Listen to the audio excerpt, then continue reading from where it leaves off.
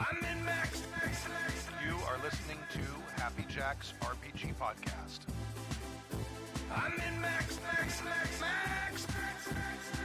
Pursuing the RPG hobby with reckless abandon. Why, hello, and welcome to Season 27, Episode 8 of Happy Jacks RPG Podcast. My name is Stu.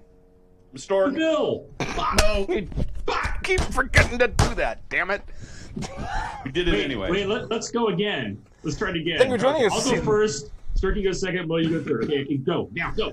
Thank you for joining us for Season 27, Episode 8 of Happy Jacks RPG Podcast. My name is Stu. I'm Bill.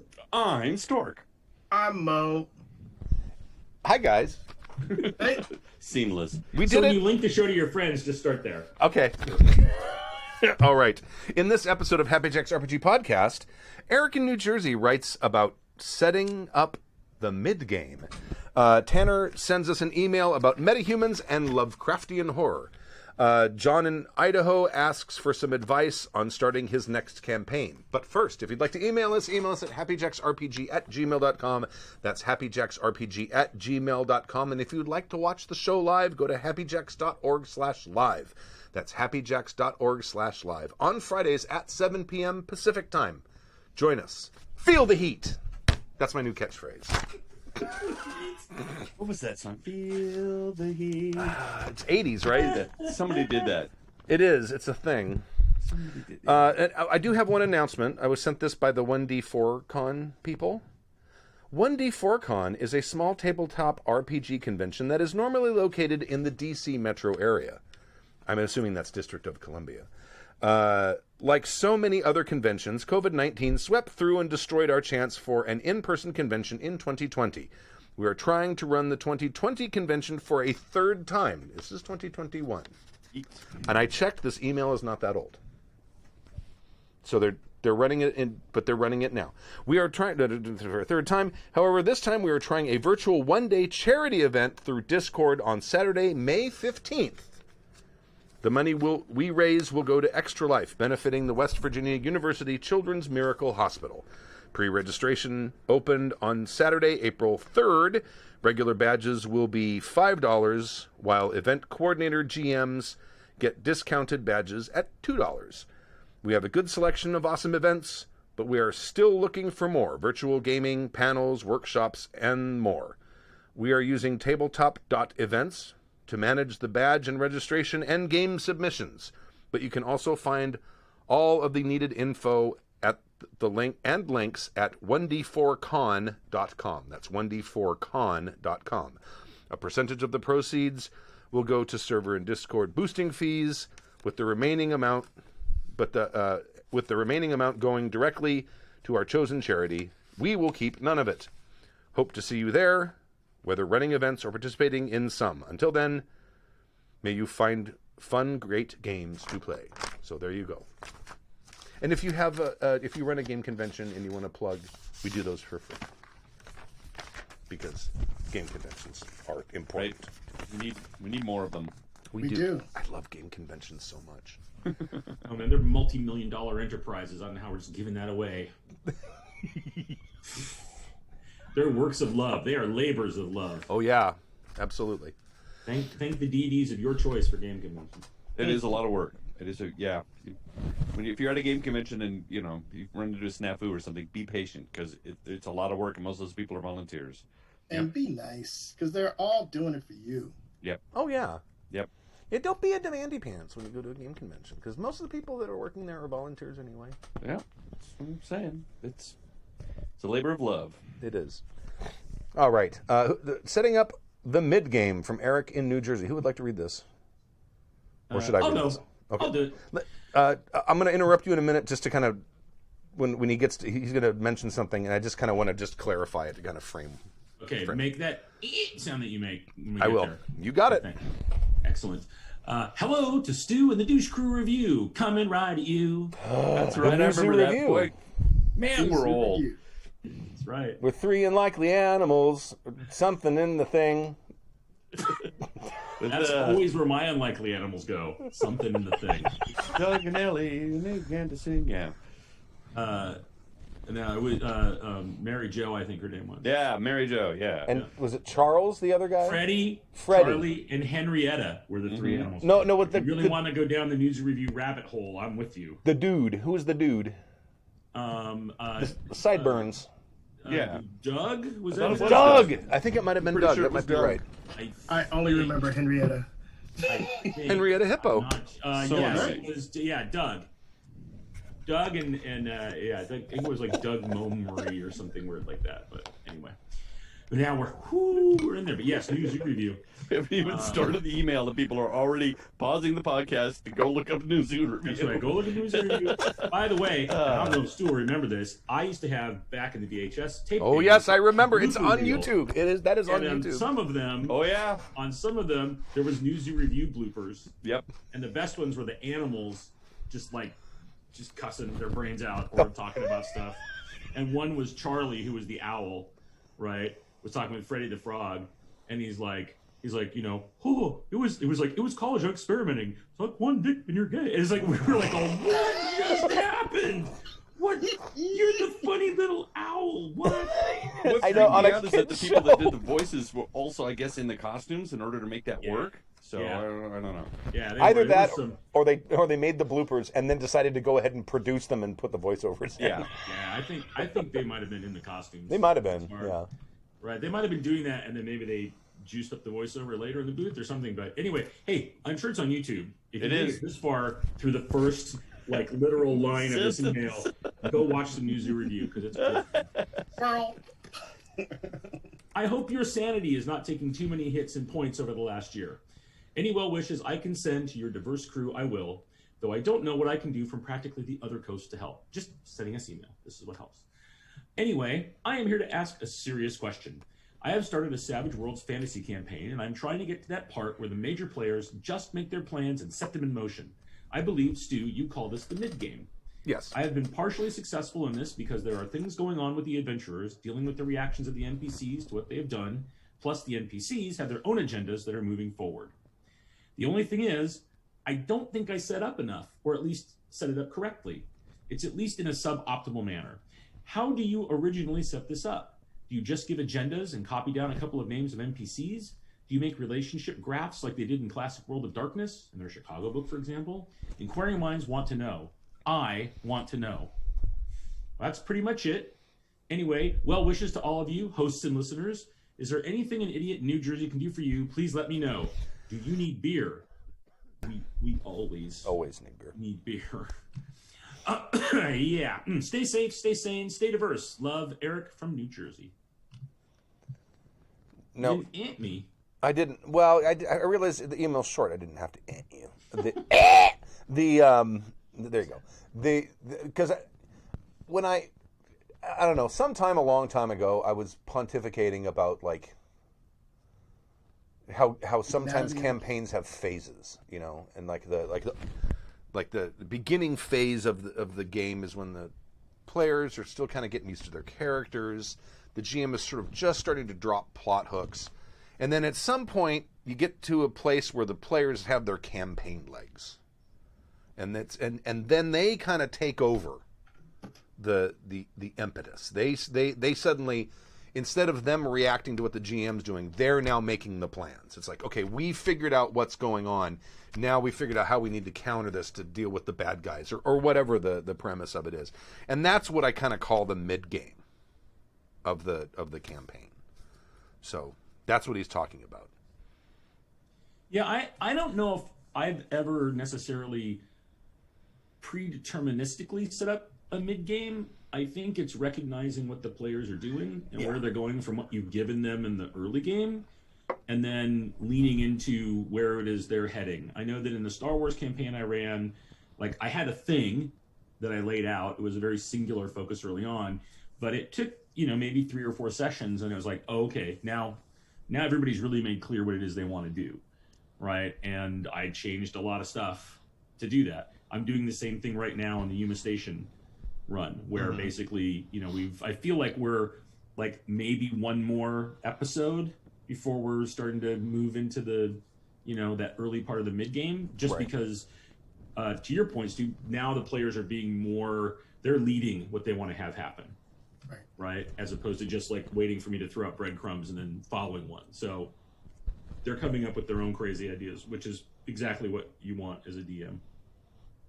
That's what I was going to say. As a player, I usually can tell when the game shifts from, and it's usually that all of a sudden the DM is playing catch up. The DM is like, they're no longer throwing breadcrumbs. Now they're like doing game prep after each session and that's when it switched. That's when now the players are running away with the game, and the DM is trying to counter that, or at least come up with solutions for them every episode. Yeah, I think it's interesting. I think story and narrative games have really added new tools to the GM's tool chest, and so the trad gamer shows up, the maps are drawn, the villains are written up, you have a list of NPCs that show up, and the narrative game starts asking questions and taking player input. And if I felt like I was at the point where I needed to drive the plot, but I was kind of out of plot, I would definitely solicit it from the group. They might get into bad habits of wanting to then paint for themselves. Right. But maybe that's not such a bad game either. Right. I think I don't. To me, I don't think you can. I mean, because basically when I was talking about like early game and mid game, it's like if you've got an idea in for a story, at least the way I prep campaigns now that because I used to just never think they were going to end, and so I just keep prepping and prepping. But now it's like I know I'm going to run this thing for 10 sessions or 12 sessions or whatever, and I'll come up with a sort of premise or plot hook or a couple of them, and then basically it's like throwing bait in the water and seeing which one they bite. You know what I mean? And there's not a whole lot of prep beyond that. So as far as prepping for the mid game, I don't know if you do. That's when the GM really needs to start yes-anding. That's when the GM is like Stork said, the GM is now suddenly the one scrambling, not the players. Because the players are like, okay, we figured out who the bad guy is. We figured out what we're going to do. We're going to start making our plans to deal with that. At that point, the GM's job becomes far more reactive than it was because in the beginning you're kind of leading along, especially if it's a brand new group and you got players who are a little shy or a little trepidatious, and you want to give them some time to kind of find their sea legs before they move on. But once they have them, that's when that's when I shift from game prep before a game to game prep after a game. It's like, what are the things I put off that I'm going to need to figure out in the last session on the next one? Rather than, let's see, what am I going to come up with this time? Because that never happens when you hit that point where the players take over. It's no longer, what am I going to add? It's like, okay, what are they doing, or what do I think they're going to be doing, and how can I be prepared for that? You know what I mean? So, really, as far as prep goes, there isn't a lot, at least for me. Now, there's some GMs who are like, I know I know what's going to happen, and I already have an end in mind when I start the game. And I'm not that GM anymore. I used to be a long time ago, but I don't think I am. What I've been doing now, I'll give some insight into what I'm doing for Yuma Station. One is Traveler, so you have no idea. I'm going to do a space western, and this is the setting for it. And then you do character gen, and then you scramble, right? Because then someone made a psionic, and all of a sudden you got to rewrite your game. Someone's got an archduke. Yeah, it's like, no, there's not going to be space wizards. Crap, I have a space wizard. So, but whatever, you roll with it, and then a bunch of interesting stuff comes out of that, which leads you to, here's a bunch of different characters that NPCs and connections and allies I get to play with now that helps form some ideas. And then, I knew the first thing they were going to need to do is get a ship, right? Because they had a bunch of things to be able to do to help them get a ship, but didn't have a ship. So I kind of knew what the first session was going to be about. But what transpired out of that was them, as I think always happens in every campaign, there's a couple of NPCs that are just like, yeah, whatever, this is just going to be a person that's there, and then your players fall in love with them, and you're like, okay, well, they're going to come back at some point. There's going to be something important about that. right? And so that happened with a couple of characters that I know will come back. And then once they had the ship and they got back, like the thing that was another gift that is also a ton of work is they wanted a really, really old ship. They wanted the cheapest ship they could get. And in Traveler, the way you do that is for every 10 years old a ship is, you roll once on the quirk table. And you can do that up to 10 times if you want to have a ship that's 100 years old. So that's what they did. Oh my God. So they have a ship with, and I had to write a new quirks table because the one that comes with Traveler is a D roll 2d6, and that's it. So there's only 10 of them on there. So I made a d66 table, and they got 2 really crazy results on that table. One is they got that the ship is haunted. The other one is the ship has an experimental AI. So both of those are on the original Traveler table too. Haunted isn't. AI might be. I thought Haunted was, but anyway. But or maybe Haunted is one of those two is. But anyway, they got those. I think the Haunted is like there's psionic reverberations. It's haunted, right? So anyway, now I've got all that to deal with, which is great. But now this just becomes. Now there's just like a whole table full of stuff they can pick and choose from. And so it's been interesting to then see like, oh, well, this is the thing we're interested in, right? They're like super interested in the AI. Okay, great. So now I know I've got a bunch of that work to do, which led me to then go and write in myself, like, here's the whole history of the ship. I have the history of the ship like squirreled away because I know they're going to go there because they already have been. But there's other stuff I didn't do at all. And at that point, when they started to go that direction, it becomes very reactionary. It's like, yes, you can absolutely do that, right? Great, awesome. And then you're like, okay, that's it for tonight. Thanks, everybody. This is fantastic. The next 2 weeks is, you know, we're gonna end early today. You know, got to lay the track down in front of that. But it's great, and I think that that's the thing you have to do. The mid game is more about, to me, the early game is just putting out the possibilities, right? Maybe there's a big bad you've introduced, depending on the game you're in, or a big goal. Like they kind of have identified a big goal that they're pretty sure might happen by the end. So we'll see if we get there, if that's what the thing that happens. But then the mid game is just like, oh, here's all the stuff that now they're interested in. Here's what they've chosen. Here's what they're leaning towards, and then you go after that. I don't think you can plan that part of it. You can have an idea where you want it to get to at the end, and you kind of know where you're starting. But that middle is where the players take you. If you're lucky, and this happens rarely, especially these days, if you're lucky, the players will take the plot hook that you had planned originally. But I wouldn't bet on it. And you said something really interesting, Bill, and I like the imagery of it, which is they're going to grab onto something, and now you got to lay the track out in front of it. And that's the mid game to me.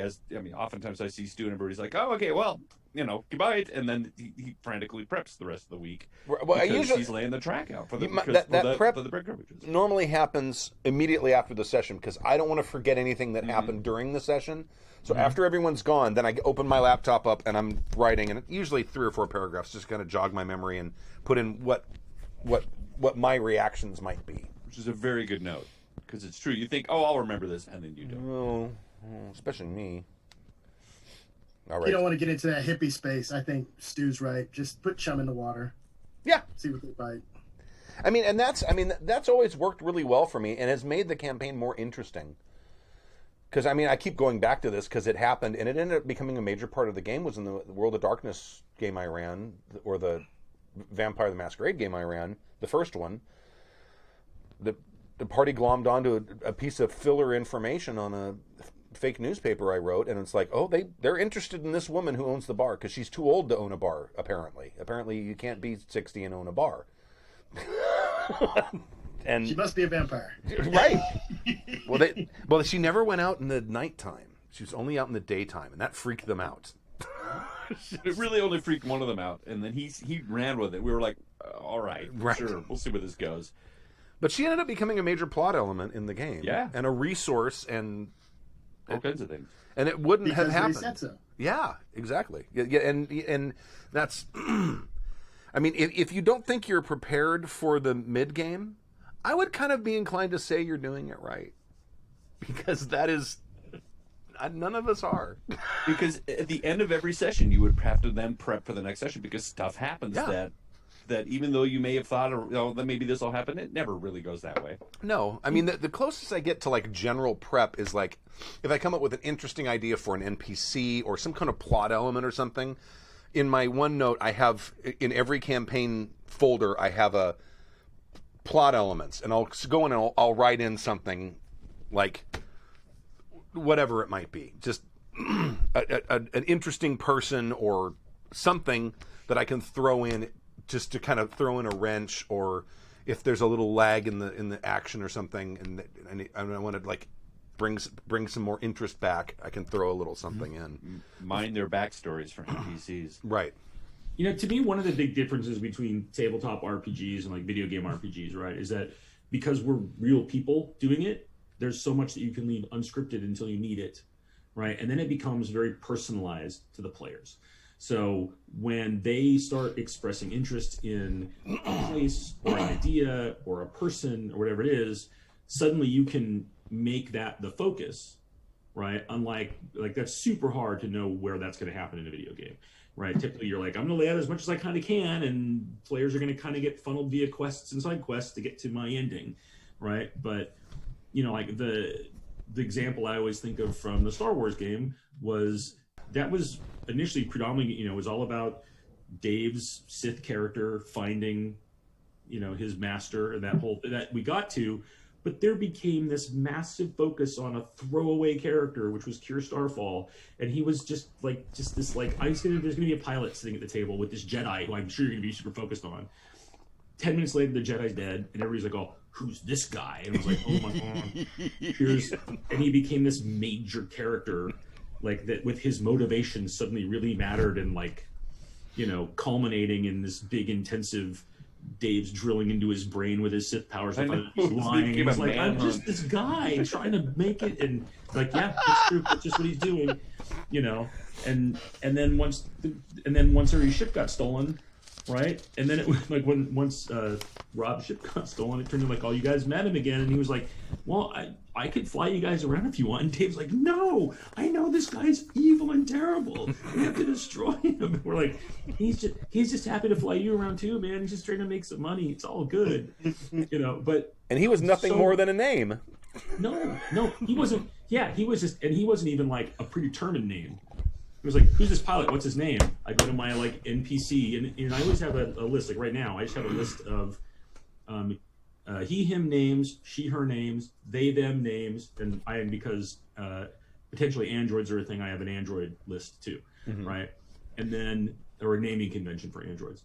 And so he was just like on a list, and I'm like, oh, Kier Starfall. Like, and then it was like, wow, okay, now I gotta start writing a bunch of stuff, and part of it starts as notes during the session, and then once you realize that character is going to become important to the players, then you can flesh it all out, right?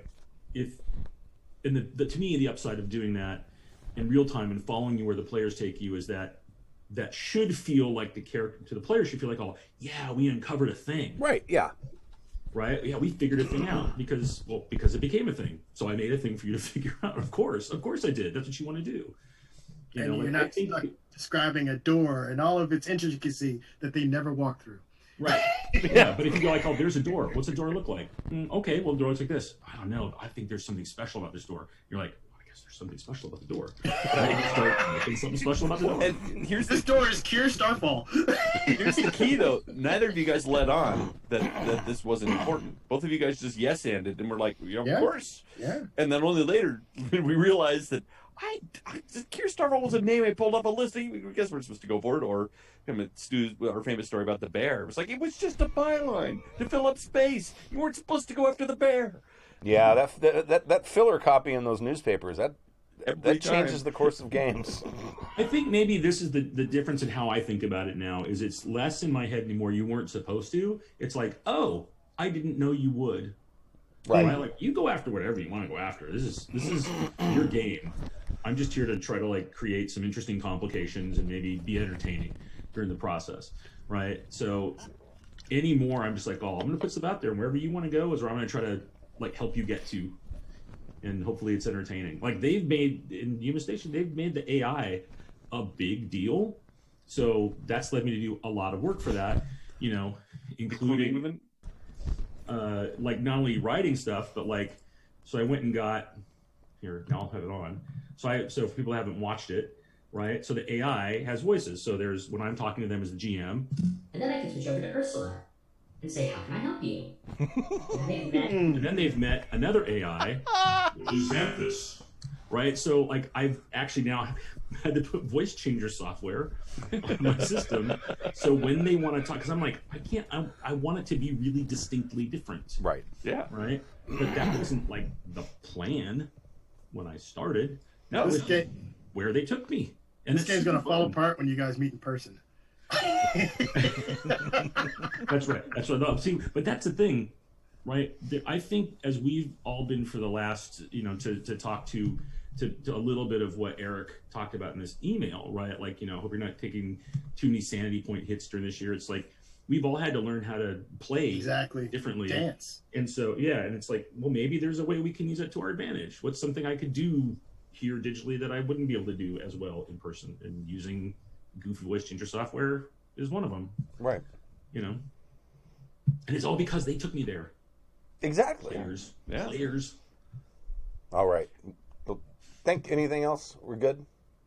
Thank you, Eric, for the email. I appreciate it. Metahumans and Lovecraftian Horror from Tanner. I'll read this one. Go ahead. Greetings and salutations, crew of the HSS Happy Jacks. Long time, first time. I hear you need emails.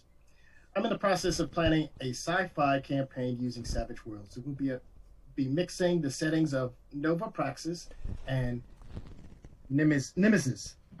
Nova Praxis is altered carbon plus Shadowrun minus magic in space.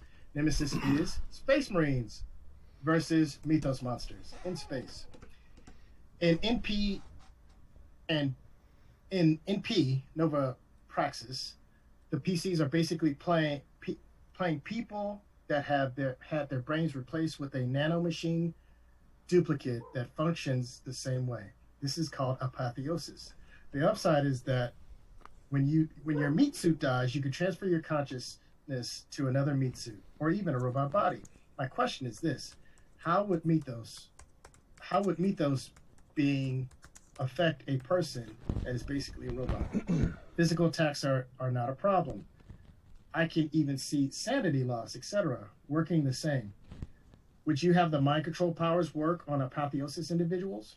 There are humans that refuse to undergo apotheosis. They are, of course, the Mythos cults. Thanks for all you do, Tanner.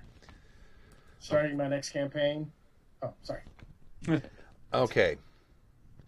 The chat room, or someone's going to have to help me here. There was a game that was released with a Creative Commons. You could download like a PDF of it or something, and they also sold the physical book. I used to have a copy of the thing, and it was exactly this.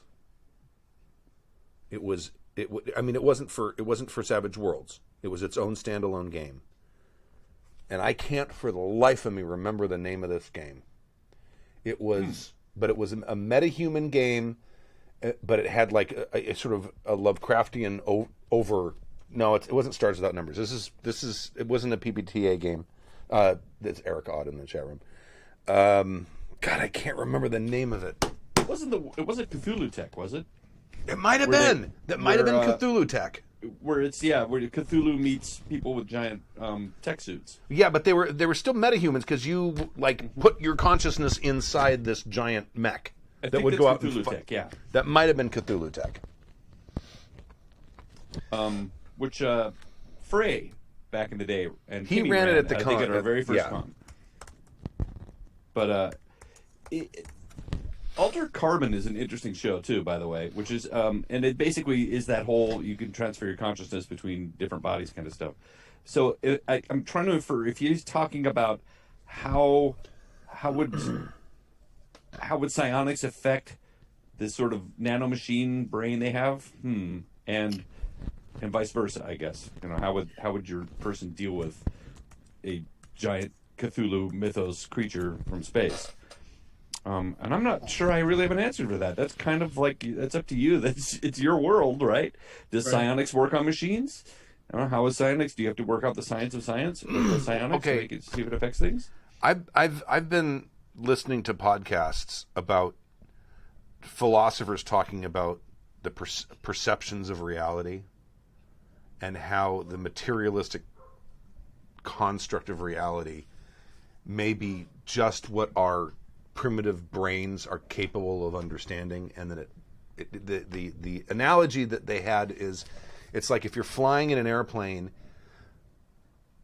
really knowing what reality is like would be like looking through the windshield, but because of our limited perceptive abilities, we're only looking at the instruments. That's kind of the closest they could get to it. And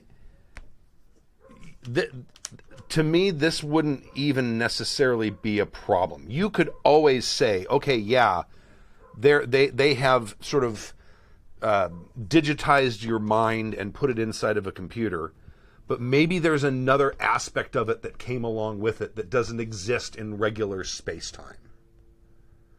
And maybe that's there too, and that's, maybe you want to call it your soul or whatever you want to call it, but there's something else in there that they know has to be there in order for it to be you, but they don't quite understand how that part of the technology works. Maybe it's like a black box. And maybe that's what the Cthulhu or the Lovecraftian monsters are feeding on. That's where they're tapping in, because one of the things they talk about in a lot of that mythos is the fact that they are multidimensional. They don't exist in regular space-time. Maybe that's their inroad to us, is through our consciousness, which may be more than just. Because in fact, I just listened to a podcast by the guy who invented computer chips. Can't remember his name, but he's just written a book saying that there will never be a true, like, self-conscious, self-aware AI, because it does not exist as something that we could possibly digitize. I'm way understating what the guy said, because it was way more lofty than I can comprehend. But I mean, go ahead. I like going in the opposite direction and saying that Cthulhu, like, almost has like subatomic control over things, and so you maybe you have more awareness that, like, you're being controlled. But if they tell your body to do something, maybe your body just does that.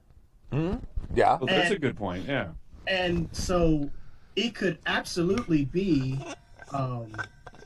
a matter of they control, like, matter on a very refined level. So your robot does what they tell it to, and it malfunctions, or your bodies do what it tells it to, and they malfunction. Or it could just be your nervous system too. They could Right. to easily hijack your nervous system, because you still have nerves and all of that. And even though your conscious brain is now trapped in this puppet that they can now control.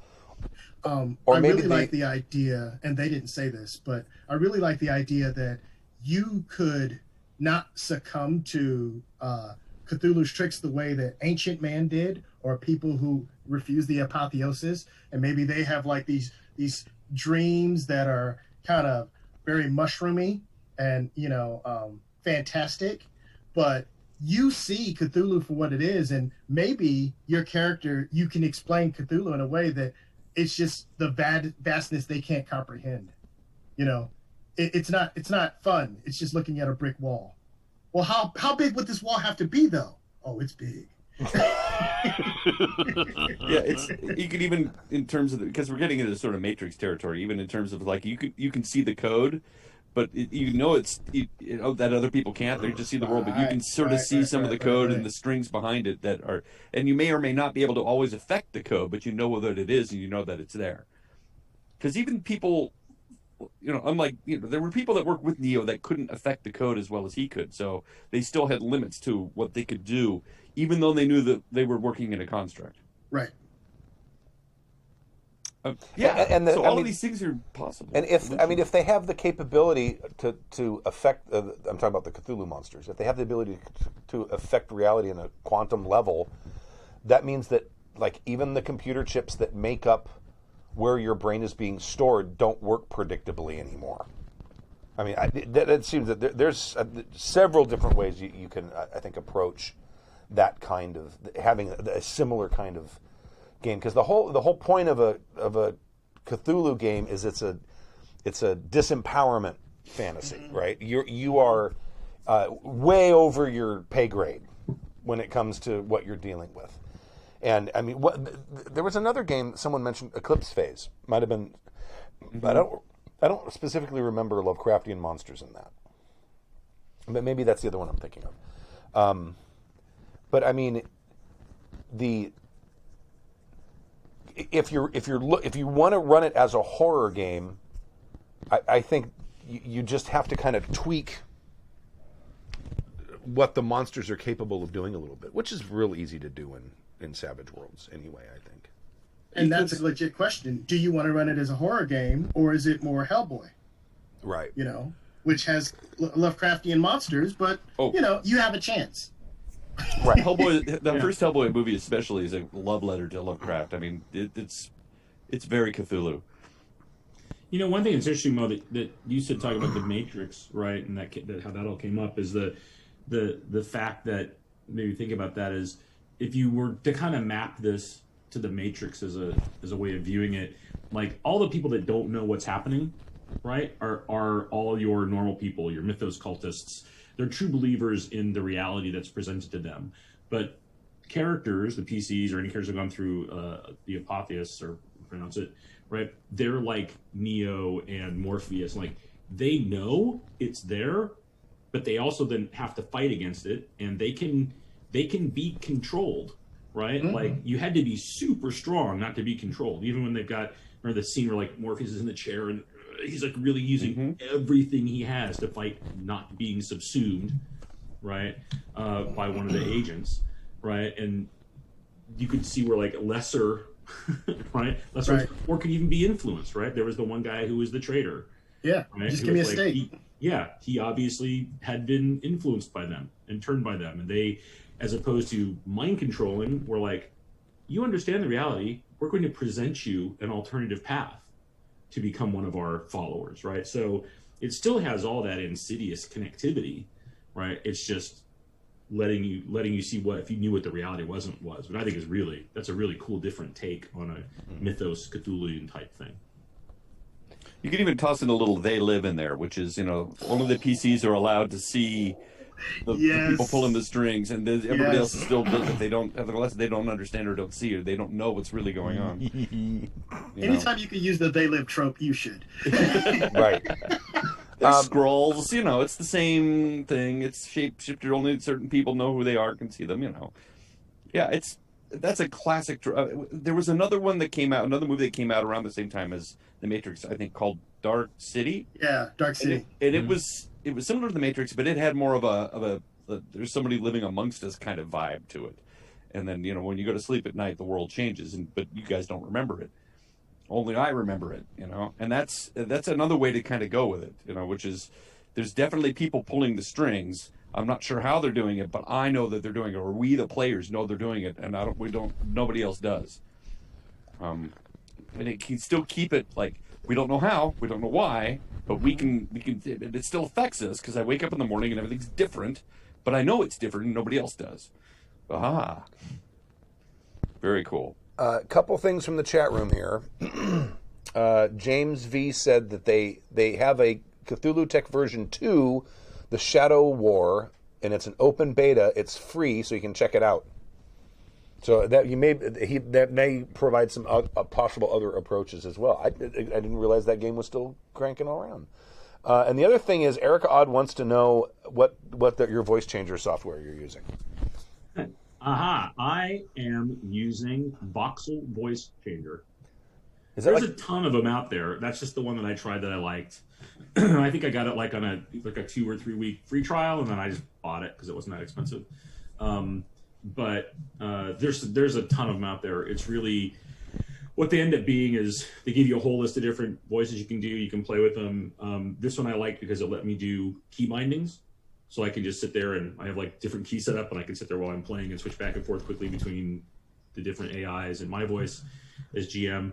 And it also, the one I got also then has a setting where you can go in and like make your own filters as well. So, really? Cool. That would be very cool. Yeah, which is really nice. So you can even take the ones they have as a base, then go like, I want that to be a little less this and a little more that, and they give you all those. EQ it, make it really dark. Yeah, you can do whatever you want. So that's pretty cool. Now, does it do like throat modeling as well, or is it basically just pitch? It does a pretty good array of stuff. Here, I'll fire it up real quick. And so everyone's streaming. I guess what I'm asking is, can you make it so that it still sounds like a person, but just a different person? Well, this is like female 3, which is basically a pitch shift. That's There's a pitch big shift. guy. I don't really know what these are sounding like because I don't hear them here. You can tell me if they sound like people or not. If you hear them. That sounds boomy. It sounds like you're right on the microphone. It also sounds a little lurch-like. A little Barry White. Like old male. I don't know what old male sounds Say, like. oh yeah. Oh yeah. And then they have ones like this is Super Villain, which has got some echo and a 3-band EQ on it. And Frankenstein, which has got a chorus and a pitch shifter and a low pass.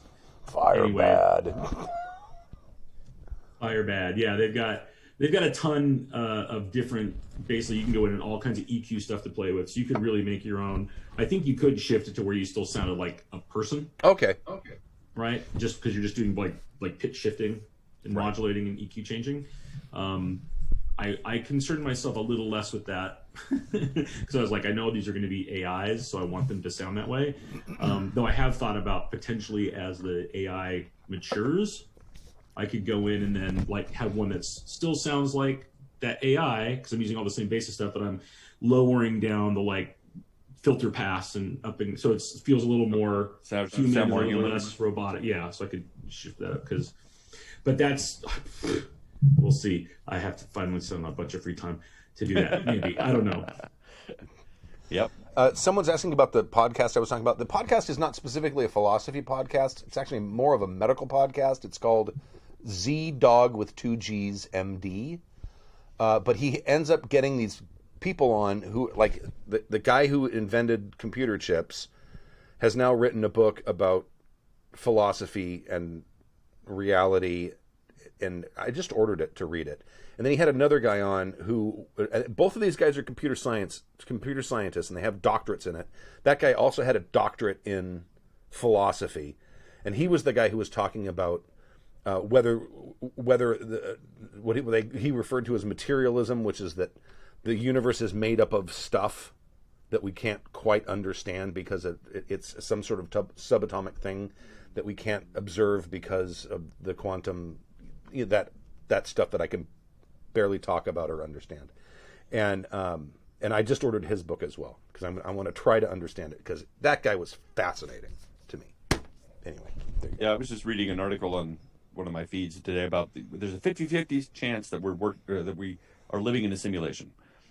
Very Matrix-like. Yes, we either are or we aren't. 50-50. Well, one or the other, but it's 50-50, which is a really high odd. And they pointed out the compelling reasons of why we might be in a simulation. It's fascinating. When you start letting your brain go that way, you're like, wow, I guess there's really no way to prove it except for these couple of things, huh? The way, when I hear that, it's like, well, they used to say there was only like a 5% chance. And then like 2016 to 2020 happened. And basically, we're like, now, I don't know, because enough weird stuff. Well, the whole point is they all bought it. They all believed it. But the point is the whole universe is a simulation. Well, yeah, but what's our perception of the universe, right? Exactly. Right. See, this stuff gets really cool. We can talk about it. We can start our own podcast about this. Oh, yeah. Right. And talk about it We're like the a right people to do that. Yeah, boy. Talk about it at like a 5% competency level. It's great. Right. Space is big. Oh, yeah. And crazy. It is crazy big. All right. So I'll read the last one. Sure. Starting my next campaign from John in Idaho. Your own private Idaho.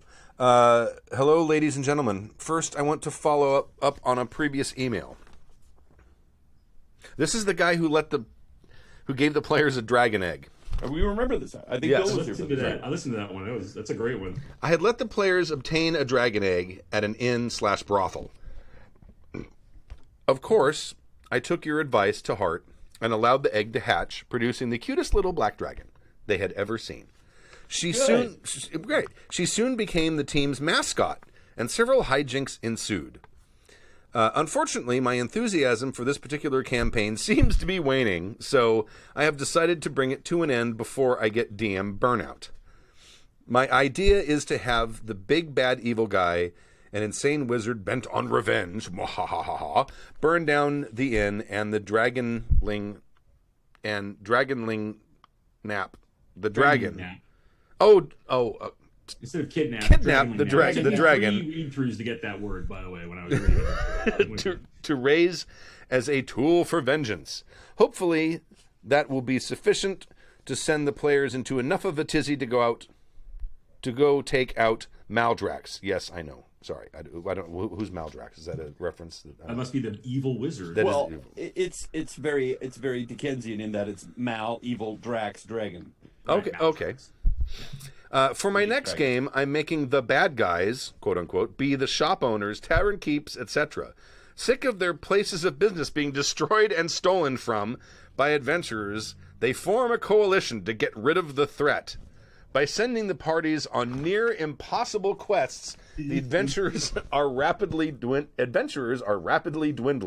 I am hoping to run this in a kind of hybrid adventure/mystery. Now, finally, to my questions. I'll interrupt you real quick. Go. It's this dude interrupting. Right. So I just want to say, first of all, because like the second half of this is amazing, I think. What a brilliant idea for campaign. But I just want to say, good on you for realizing you're getting to the point where you're starting to burn out on the other one and planning to have a cool end for it. I think that is awesome that you are doing that. When to say when. Yep. Yes. And good on you for letting them have the dragon, because that's awesome too. It is. But it is going to generally shorten the length of your campaign slightly. Because it's like, but right now it is. Well, I guess they live a long time, so they probably grow slow. Sure.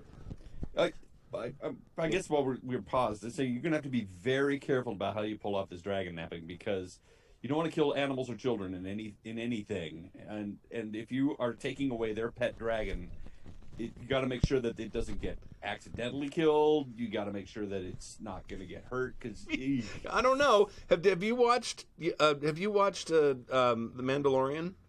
Mm-hmm. Because when the Imperial Scouts captured the little Yodeling, that was some of the funniest television I think I've ever seen in my life. When it's like, shut up! That was killing me. That scene is that is the pinnacle of Stormtrooper yes, interaction. It is. It totally is. Holy crap, it's so good. It's so good. It killed me. Oh, Two scout biker yokes just sitting on their rides, with one of the most powerful little things in the universe that they don't really know about, and they're just complaining about that. Oh my god, that's so good. That stupid thing won't shut up, and they punch it. So anyway, you have to be careful. To Stork's point, though, right? You don't want to cross a line that the group has set up. And they're going to be very attached to this dragon. So, I mean, if you can manage to get the dragon, maybe just disappear, like the bad guy shows up and they don't realize that the dragon is gone until it's gone. But if they start seeing that dragon getting taken from them, they'll probably burn the city down before they let that dragon go away. Oh, it's go watch some episodes of Dragon Riders Race to the Edge, which my son loves, right? But he's almost 5, so there's not a lot of actual gonna hurt the dragons, but there's a whole group of dragon hunters that capture them all the time. So you might get some good ideas in how to capture a dragon without hurting a dragon, but still making it feel like it's in some peril. Kids TV can help you there. Right. Assuming the dragon isn't kept in a cage, I'm assuming, it probably can easily wander off, and you could have it get kidnapped without the party even having a chance to intercede. If that's what you're doing for the plot. And maybe he needs the dragon's heart or something for a spell. You can go real dark if you wanted to, and that creates a level of urgency where they've got to go after it. Because you never know. Sometimes you think the players are attached to something. It's like, oh, the dragon wandered off. Oh well.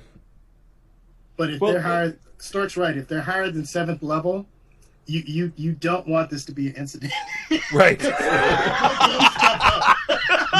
The way I would probably do it is I would have the inn explodes or whatever, and I would have the dragon being carried off in a net by 2 other dragons. And as the dragon is disappearing over the horizon and disappearing into the clouds, out steps your wizard of the burning inn, and cracking his knuckles, saying, "All right, who's next?" or whatever, so that they have the villain to fight, can't get to the dragon in time.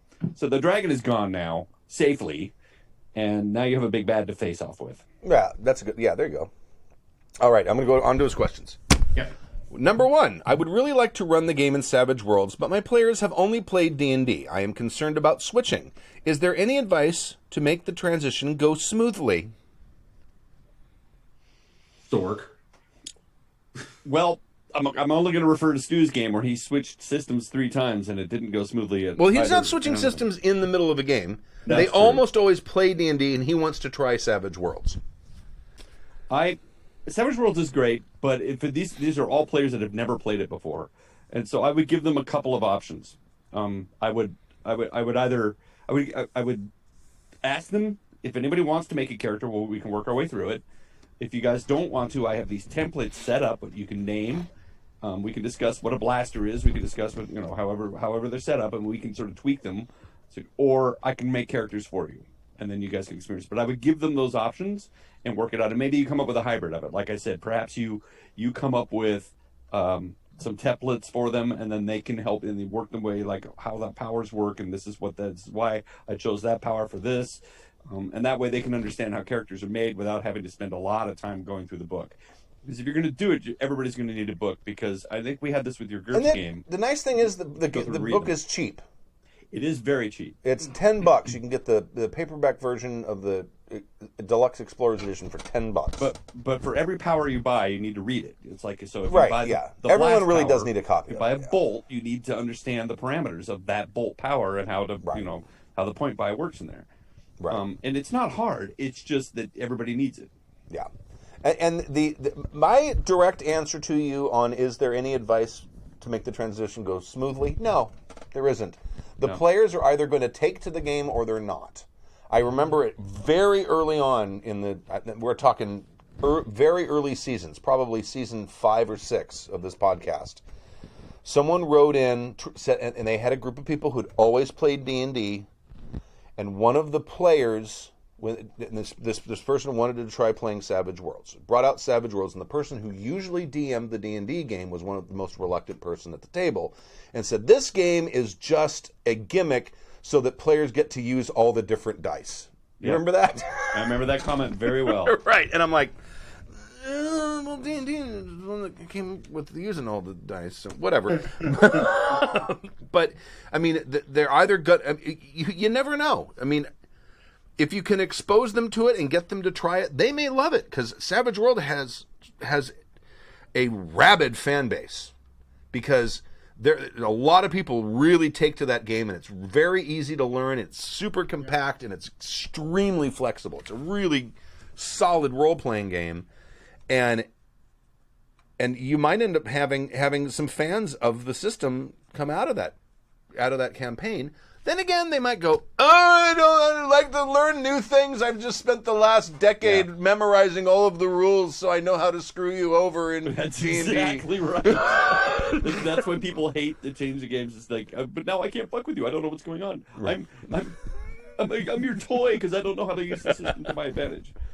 I'm sure Erica Ott is in the chat right now, and she probably has all kinds of advice about Savage Worlds because that is her jam, backwards and forwards.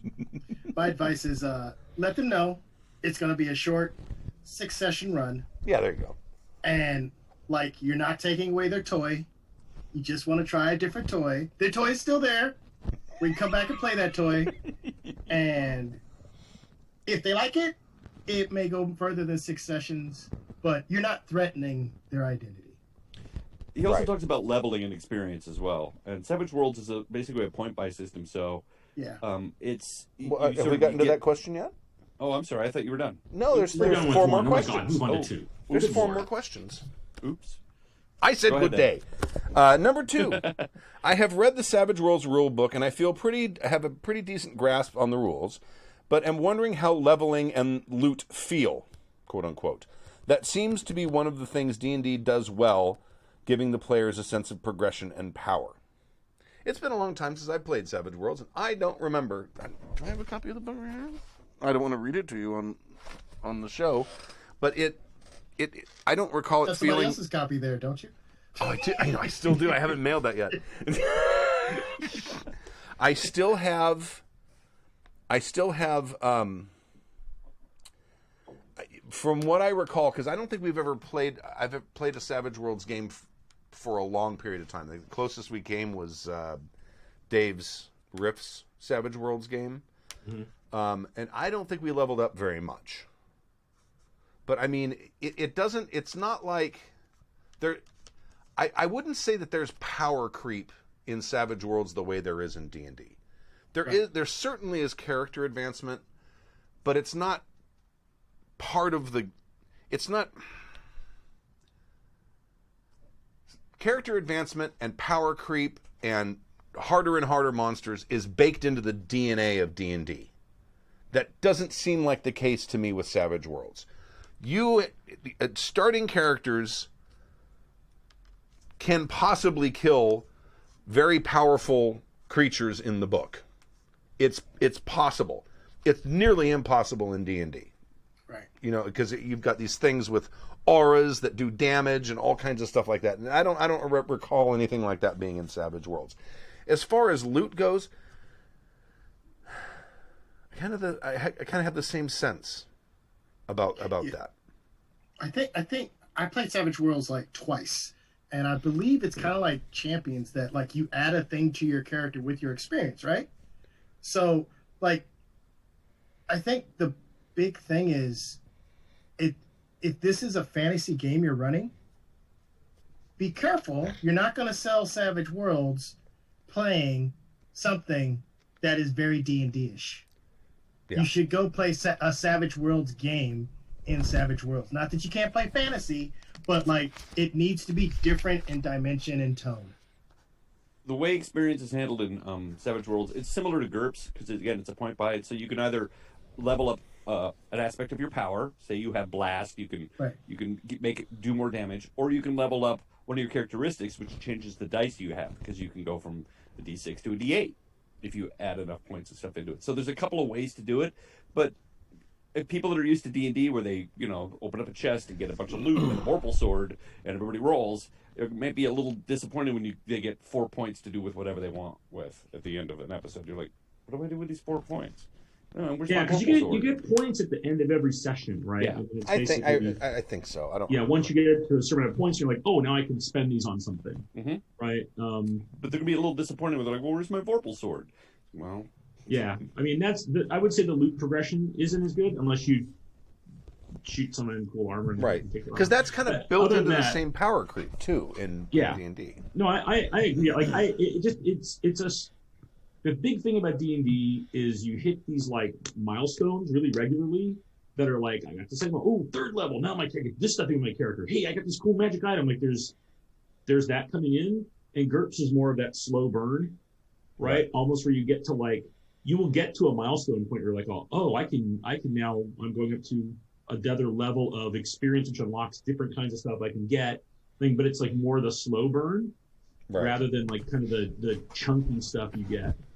Right, because that's what D&D is all about. Like, kill the monster, take its stuff, go to the next room. It's at its core, its heart. Now, you can do amazing role playing in it. I'm not trying to sell it down, but just the like the endorphin hits to me that you get from D&D are different than the ones that you get from the Savage Worlds. Yeah, okay. Erica Ott is correcting us. Okay, good. It is not point buy. You get an advance. And you get those after maybe a certain number of sessions. I don't remember exactly how you get them, but you can increase a trait by 1 or 2 skills by 1, get an edge, or get new powers when you've leveled up. So it's not really point buy. Yeah. Right. The other thing, apparently there's a Savage Pathfinder now. Yes, there is. But There's Savage everything. My suggestion, if you're going to try to run this game and really try to sell them on it, I wouldn't try to emulate D&D at all. I mean, it's a game that is awesome for like a pulpy, over the top, try anything you want. Yeah. It's probably not going to kill you. So just go and do crazy shit, because that's what it really excels at. It totally is. You want to do the big thing to lean into with Savage Worlds, which D&D doesn't have, is the dice explosion mechanic. Oh yeah, right. That's kind of what we're referencing when you're like, anybody could take out anything. Because every time you roll the top number and die, you pick it up and roll it again and add it. Yeah. Right? And if you hit it again, you can pick it up and roll it and add it. Yeah. So you can explode 5 turns. Yeah, you can get these completely aberrant things where you know, like really little inexperienced guy who goes up and gets the dragon in the eye and then goes 111 damage because they just happen to like max out all these dice Right. through the roof. Could happen, right? That's the thing, and you're absolutely right. So that's the thing that Savage Worlds is great, is be a pulp hero. Yeah. Right? Like, just try the crazy thing, because that's kind of what it's all about. And you can try anything. It's like, if it's not on your skill sheet, it doesn't mean you can't do it either. That's the Right. I just remember Savage Worlds just being like, I want to swing on a chandelier. Go for it. It's a lot more fun that way. You're not really restricted by your class either. I'm like, well, I'm a rogue. I can't do You don't that. have those, yeah. Yeah. The fun thing, this was kind of scary because it was Tappy's build of the character that was part of the reason this happened. But Tappy, we made beginning characters and it ran a game, and very early on, you guys met giants or trolls or something, and the Oh, I remember this scene. I yeah, remember and very well. he one shot at a giant. Yeah. And the giants were no joke. I mean, their stats were impressive. And you guys made beginning characters, and he had mostly remember because he snuck up on it and he did a couple of things, got his skills up, and then one shot of this thing, and then he's like, "Well, I got to go," and he left, and he's like, "Well, I proved my point," and it's like the character works, and he left, and we're like, "What just happened?" Yeah, but he had his die had exploded like 5 or 6 times. It was insane. It was But insane. he bought these things that helped towards all Yes, that. yes, he did. Because he knew that was going to happen. There's a little statistical quirk in Savage Worlds where if you're rolling a lot of D4s, you have a 25% chance of having an exploding die, as opposed to a D6 when you only have a 1/6 chance, which is a number that isn't 25 and is not easy to come up with, and it probably has a decimal. Anyway. 15 and 16.66, maybe? Anyway, question number 3. Since this will be more of a mini campaign, do you think I should pre-make characters, create some templates, we already talked about this, or just let the players muddle through their character creation? Of course, I will be available to help, but I'm only one person. I would leave it to them. Make them muddle through. Do not let them muddle through. See, I would leave it to them. I would make pre-gens that they can, or that maybe leave off the drawbacks, which is really kind of where your character comes from. Disadvantages, yeah. And have them like almost finished, and say you can either take characters that I made and maybe just tweak them a little bit, or if you want to start from scratch, we can start from scratch. It's up to you. Making characters in Savage Worlds isn't that hard. It's not like GURPS. GURPS, if you hand someone a book and say, "Here, make a character," it's going to be hours. Yeah. Especially if they've never made a character and they don't have an idea. Today. Pardon? Or not today. Yeah. Right. Well, you also just get caught up in all the cool things in the book. Ooh, I want to do that. Ooh, I want to do that. I want to buy some of this. Ooh. Can I make a robot? Yeah.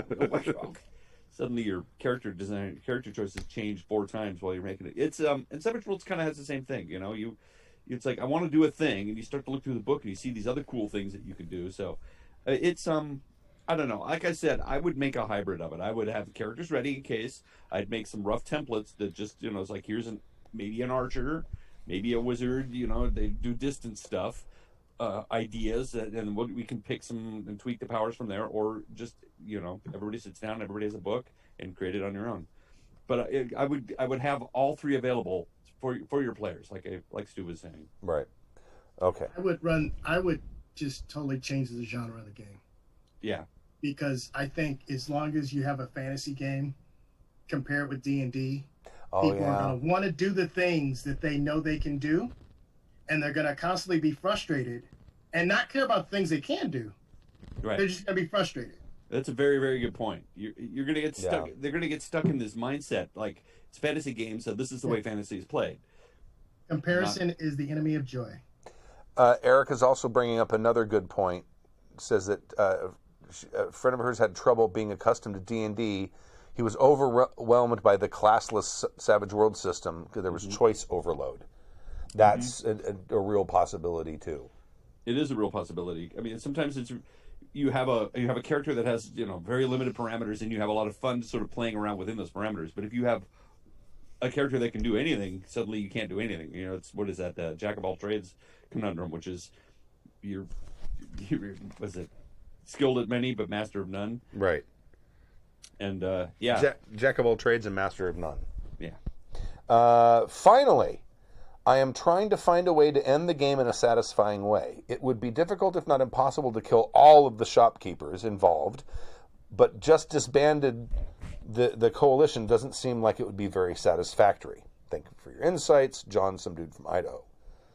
So You know, burning a city down leaves a lot of people without jobs and Right. places to go. And so if your big bad comes in and lights the inn on fire, so those shopkeepers are going to lose their buildings. Suddenly they've got no place else to go but band together and go after the big bad themselves. Well, the shopkeepers are the big bads. That's the thing. The Yeah. shopkeepers are setting up the heroes. Yep. I like what the Marvel shows are doing, where they're making it very morally gray how bad the bad guys are, and so fighting them isn't necessarily the best way to get rid of them. Right. And if you have a great reason why the shopkeepers want to make sure that the people who keep going on this adventure die, you know, yeah. It could be as simple as the nouveau riche. You know, they're sort of old money. I don't know, these established shopkeepers that have been around for generations or years, and the nouveau, the new money people. You know, they're not as they don't have as much class as we do. You know, it happens. It still happens in England, but it happened in America, and so these shopkeepers are even part of a sort of a Rotary club or a guild, and they they all Rotary golf together clubs. and hang out together, and they don't like these upstarts who are Right. starting their own little shops. Well, I mean, they're mendicants. These are I own a chain Wanderers. of magic stores, and these guys just have a knitting shop. Now, I have an idea that if you wanted, it would put kind of a plot twist in this. So the shopkeepers, the premise of it, if I understand this correctly, is the shopkeepers are telling these adventurers, they're sending them off on these super dangerous quests, trying to get them all killed, or at least get rid of them somehow. What if these shopkeepers that all got banded together, maybe it wasn't their idea? Right. Maybe it was the dragon who's got the huge horde who wants to really thin out the bands of adventurers, who's transmuted himself into a human. He's come in and he bought a shop in the place. And he's like, I think we should do something about these people. They're a danger to our way of life. Charm. Exactly. I'm bent on this not being fantasy. I think you could do something interesting where maybe it's the gold of Machu Picchu, and the pulp adventurers come to town, and the people know about the gold, and they send everybody over the cliff to their death. And maybe the adventurers, figure out we've been set up, and then they have to go back and deal with the townspeople. It could be a mind flayer that's in charge of the whole guild, who's been charming these guys forever. We could do the they live reference again, which is the shopkeepers are actually something else. Yeah. I gotta bounce. Thanks, guys. All Sorry, right. we have a family. I know. Happy parenting. Bye. Bye. Good night. Take care. But I mean, I kind of agree with Mo. I mean, if you're trying to get them to try something besides Dungeons and Dragons, taking it out of the fantasy genre is, I mean, that's a really fun premise for a game, though. I got to say, and that premise works a lot better in a fantasy game because that's the total fantasy trope, right? The adventurers come in all demandy pants after they've gone on their mission and cleared out their dungeon and want to spend their gold and push their weight around. And this is the chance for all of the shopkeepers to band together and get back at them. It's a very funny idea. But Well, they have to get rid of them because these guys keep coming in with this gold they found and upsetting the entire monetary they're causing economy. They're causing hyperinflation, right? Right. Completely screwing the economy over, Right. Suddenly now everybody's breakfast at the inns have gone up 20 gold and nobody can afford it anymore because the fucking adventurers are in town and everybody's trying to fleece them for their gold. Right. I've got 1,000 gold pieces in my basket and a loaf of bread, and the people come by and they steal the bread.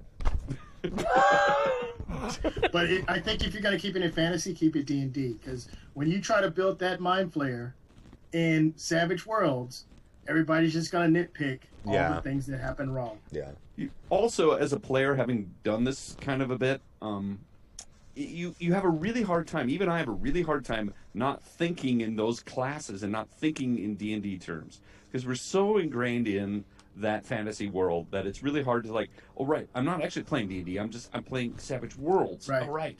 I can't actually do these things. It seems stupid, but you get stuck in the mindset that way. So, well, you're right. In many ways, maybe even just if you want to keep it fantasy, that's fine. But yeah, I would just like completely change the tune. Like Go like an L5R and do like a sort of more, instead of a European-based fantasy, do like an Asian-based fantasy or something. You can try something like that too. Yeah, I don't know. Although his premise is very funny, and in D&D would work very well. But so there you go. Hopefully we answered your questions, John. I hope. It's doable, but is the juice worth the squeeze? I think you're going to have to write a whole Savage Worlds hack about business. We can call it accountants and abacuses, and it's about business. Abaci? Would it be? Is it an abaci? I don't know. Abaci, abacuses. All right. Anything else? Anyone need to mention? The 1D4Con. Go to 1d4con.com if you want to go do that on Saturday, May 15th. Cool. And there's Support your local cons. Support your local cons. Hey, Strategicon, if you want to run a game for Strategicon, you should probably submit it now. They did. Oh, that's right. It's online. Now they had talked about having a partial open con. Are they still talking For that way? September. Oh, for September now. Okay, all right. Because the last I heard is June 15th. They're talking about. I thought it was still Memorial Day. No. This is something else. Oh. In California, on June 15th, they're talking about getting rid of the color code system. Okay. Hope. All right. Wake me when you're done. Right.